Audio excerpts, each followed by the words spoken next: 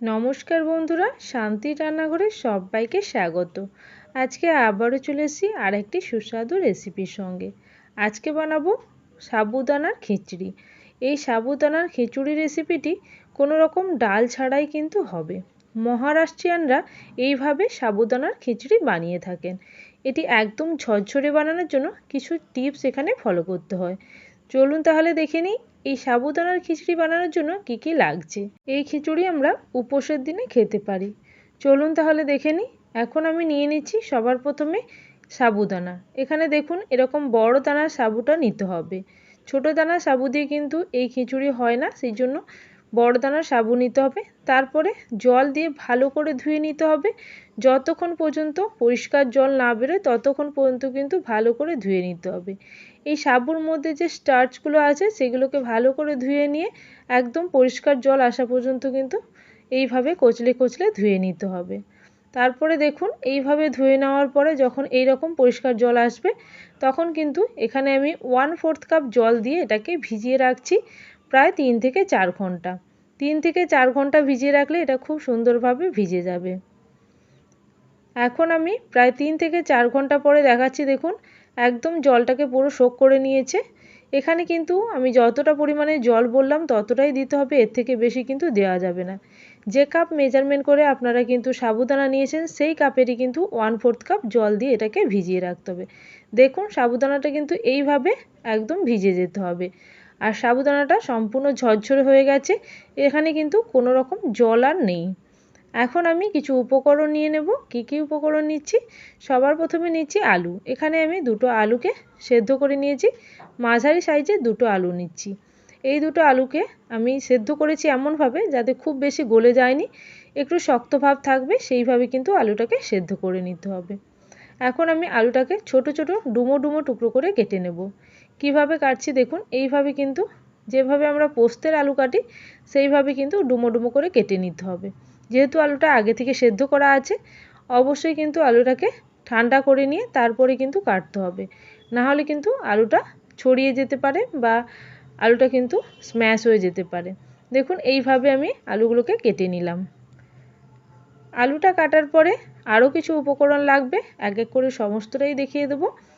এখন আমার সমস্ত আলুটাই কিন্তু কাটা হয়ে গেছে। এইভাবে আলুটাকে খুব সুন্দরভাবে কেটে নিয়েছি। আলুটা কিন্তু একদম সেদ্ধর সময় লক্ষ্য রাখতে হবে যাতে খুব বেশি সেদ্ধ না হয়ে যায়। এইভাবে আলুটাকে একটা প্লেটের মধ্যে আমি তুলে নিলাম। আলুটা তুলে নেওয়ার পরে আবারও আমি কিছু উপকরণ এখানে ব্যবহার করব। কি কি ব্যবহার করছি দেখুন। এখন আমি নিয়ে নিচ্ছি কিছু ধনেপাতা। এই ধনেপাতাটাকে আমি এখন কুচি করে কেটে নিচ্ছি। খুব বেশি ছোট ছোট কুচি করার দরকার নেই, এরকমভাবেই কিন্তু কেটে নিতে হবে, যেভাবে আমরা সবজিতে দিই সেইভাবে কিন্তু ধনেপাতাটাকে কেটে নিলাম। এটাকেও আমি একটা প্লেটের মধ্যে তুলে রাখবো। আর নেব এখানে আদা এবং কাঁচা লঙ্কা, সেটাও নেব, এবং সঙ্গে লাগবে কিছুটা পরিমাণে বাদাম। এখানে চিনে বাদাম লাগবে। এখন আমি একটা হামাদিস্তা নিয়ে নিয়েছি। এই হামাদিস্তার মধ্যে দেখো এখানে 4 কুচি পরিমাণে আদা নিলাম, সঙ্গে নিয়ে নিচ্ছি 3টে লঙ্কা। এখানে লঙ্কার পরিমাপটা আপনারা আপনাদের টেস্ট অনুযায়ী বাড়িয়ে এবং কমিয়ে নিতে পারেন। এখন দেখুন আদা এবং কাঁচা লঙ্কাটা কিন্তু এইভাবে থেতো করে নিলাম। আদা এবং কাঁচা লঙ্কা অবশ্যই কিন্তু এইভাবে থেতো করে নিতে হবে। দেখুন এইভাবে আমি প্রায় 1 চামচ মতন রেডি করে নিয়েছি। এবার আমি এটাকে সরিয়ে নিচ্ছি এবং একটা বাটির মধ্যে বাদাম নিয়ে নিচ্ছি। এখানে চিনে বাদাম ইউজ করছি। এই বাদামটা কিন্তু ভাজা আছে আগে থেকে। আর যদি আপনাদের কাছে ভাজা বাদাম না থাকে তাহলে কাঁচা বাদামকে অবশ্যই ভেজে এবং খোলা ছাড়িয়ে নিতে হবে। এখন এই বাদামটাকে আমি এরকম হামাদিস্তার সাহায্যে এইভাবে কিন্তু হালকা ক্র্যাশ করে নিচ্ছি। গোটা গোটা রাখবো না, হালকা ভেঙে নেব, তাতে কিন্তু এর টেস্টটা খুব ভালো হয়। দেখুন বাদামটা কিন্তু এখন আমার ভাঙা হয়ে গেছে। বাদামটা আমি দেখিয়ে দিচ্ছি, খুব বেশি গোটা থাকবে না এবং খুব বেশি ভেঙে গুঁড়োও করব না, মোটামুটি আধা ভাঙা করে নিয়েছি। এইভাবে করে নিয়ে এটাকে সরিয়ে নেব। এবার একটা কড়াই বসিয়ে দেব গ্যাস ওভেনের মধ্যে। এখন আমি এই কড়াইয়ের মধ্যে দিয়ে দিচ্ছি পরিমাণ মতো ঘি। এই রান্নাটি সম্পূর্ণ ঘিতে রান্না হবে। ঘিতে রান্না করলেই কিন্তু এর টেস্টটা ভালো হয়, অবশ্যই এটা ঘিতে রান্না করবেন। এখন আমি ঘি দিয়ে দিলাম প্রায় 3 টেবিল স্পুন মতন। এবার আমি এই ঘিয়ের মধ্যে দিয়ে দেবো গোটা জিরে। সবার প্রথমে কিন্তু গোটা জিরেটা দিতে হবে। তারপরে দিয়ে দেবো আদা এবং কাঁচা লঙ্কার যে ক্র্যাশ করে রেখেছিলাম সেটা দিয়ে দিলাম। এবার হালকা করে ভেজে নিয়ে এর মধ্যে আমি আগে থেকে টুকরো করে রাখা আলুটা দিয়ে দেব। এখন এটা ভাজা হয়ে গেছে। এবার আমি দিয়ে দিচ্ছি আলুটা। আলুটা দিয়ে খুব বেশি ভাজার প্রয়োজন নেই, হালকা করে ভেজে নিতে হবে। আলুর মধ্যে আমি এখানে অ্যাড করব লবণ। লবণের পরিমাপটা এখন আমি খুবই কম দেব, কারণ শুধুমাত্র আলুর জন্য এখানে লবণ দেব। এরপরে যখন আমি সাবুদানা দেব তখন কিন্তু আরও কিছুটা পরিমাণে লবণ এখানে অ্যাড করব। এখন দেখুন আলুটা কিন্তু ভাজা চলছে, সঙ্গে একটু লবণ দিয়ে আবারও কিছুটা নাড়িয়ে চাড়িয়ে নিলাম। এখন আমার আলুটা প্রায় ভাজা হয়ে গেছে। এবার এই আলুর মধ্যে আমি দিয়ে দিচ্ছি সাবুদানা। সাবুদানাটাকে এইভাবে হাতের সাহায্যে আমি দিয়ে দিচ্ছি। সাবুদানাটা দেওয়ার পরে সাবুদানা, আলু এবং সমস্ত উপকরণগুলোকে খুব ভালোভাবে মিশিয়ে নিতে হবে। সঙ্গে একটু অল্প পরিমাণে লবণও দিতে হবে। আর এখানে কিন্তু কোনো রকম জলের ইউজ হচ্ছে না, জল কিন্তু একদমই ইউজ করা যাবে না। জল যদি ইউজ করা হয় তাহলে এটা কিন্তু ঝরঝরে হবে না, একদম স্টিকি হয়ে যাবে। এইভাবে ভালো করে নাড়িয়ে চাড়িয়ে মিশিয়ে নেওয়ার পরে এটাকে ঢাকনা দিয়ে কিছুক্ষণ রান্না করতে দিতে হবে, অর্থাৎ 2 থেকে 3 মিনিটের জন্য ঢাকনা দিয়ে রান্না হতে দিতে হবে। এখন আমি অল্প পরিমাণে লবণ দিচ্ছি, একদমই স্বাদ অনুযায়ী দেখে দেবেন আপনারা যতটা পরিমাণ মনে হবে।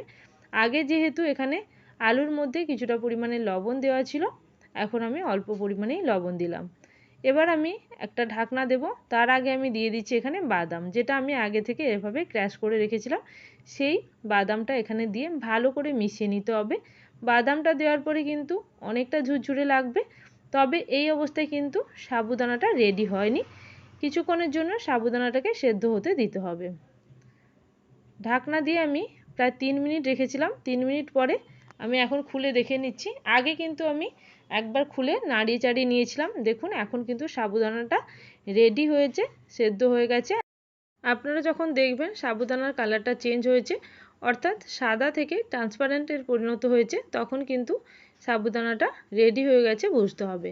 খুব বেশি সময় সাবুদানাটাকে ঢাকনা দিয়ে রাখা যাবে না, তাহলে কিন্তু স্টিকি হয়ে যাবে, সাবুদানাটা আর ঝরঝরে থাকবে না। আর এখন আমি দিয়ে দিচ্ছি অল্প পরিমাণে কারি পাতা। কারি পাতা এখানে অবশ্যই দিতে হবে। আপনারা চাইলে সবার প্রথমে তেলের মধ্যেও কারি পাতাটা দিতে পারেন। এখন আমি কারি পাতাটা দিয়ে অল্প পরিমাণে নাড়িয়ে নেব, নাড়িয়ে চাড়িয়ে মিশিয়ে নেব। এটা যেহেতু হালকা হালকা এইভাবে নাড়িয়ে নিচ্ছি, সেই জন্য এর যে কিছু অংশ ডালা পেকে গেছে সেগুলোও কিন্তু ঝরঝরে হয়ে যাবে। এখন আমি দিয়ে দিলাম অল্প পরিমাণে ধনেপাতা, যেটা আমি আগে থেকে কুচিয়ে রেখেছি। ধনেপাতাটা আপনারা যতটা পরিমাণে খেতে চাইবেন সেই অনুযায়ী কিন্তু দিয়ে দেবেন। এখন আমি আবারও ভালো করে মিশিয়ে নিচ্ছি। এখন আমার সাবুদানার খিচুড়িটা কিন্তু একেবারে রেডি। তাহলে দেখুন এইভাবে আপনারা খুবই সহজে বাড়িতে বানিয়ে নিতে পারবেন সাবুদানার খিচুড়ি। উপোসের দিনে এই খিচুড়িটা কিন্তু অবশ্যই আপনারা খেতে পারেন। তাহলে বন্ধুরা, রেসিপিটি যদি ভালো লেগে থাকে অবশ্যই কমেন্ট সেকশানে জানাবেন। আর যারা এখনও পর্যন্ত চ্যানেলটিকে সাবস্ক্রাইব করেননি, অবশ্যই চ্যানেলটিকে সাবস্ক্রাইব করে নিয়ে পাশে থাকা বেল নোটিফিকেশানে ক্লিক করে রাখবেন, যাতে আমার চ্যানেলে কোনো নতুন রেসিপি আসার সঙ্গে সঙ্গে আপনাদের কাছে সবার আগে নোটিফিকেশান পৌঁছে যায়। তাহলে আজকের জন্য এই পর্যন্ত। আবারও চলে আসবো নতুন কোনো রেসিপি নিয়ে। ততক্ষণের জন্য সবাই ভালো থাকবেন, সুস্থ থাকবেন। Thank you for watching my video.